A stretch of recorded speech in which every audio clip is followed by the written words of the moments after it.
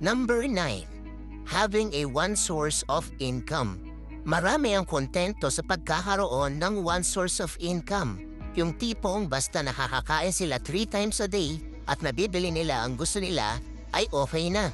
Pero kung gusto mo talaga ng financial and time freedom, kailangan mo ng multiple sources of income.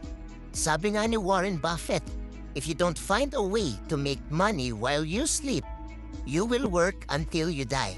Ayaw naman nating tumanda na magtatrabaho pa rin, di ba?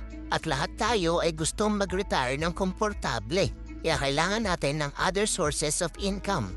Specifically, yung nagbibigay ng passive income.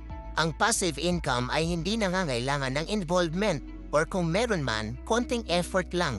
Ito din yung sinasabi nila na you are making money while you sleep.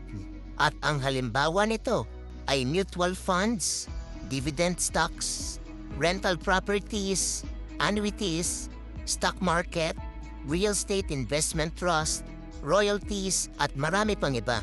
At dahil umabot ka hanggang dulo, ay bibigyan kita ng bonus. Ang money mistake number 10, being scared of financial risk. Lahat naman tayo ay may fear pagdating sa risk. Yun nga lang kung magpapadala ka sa takot, ay hindi ka talaga aasenso sa buhay.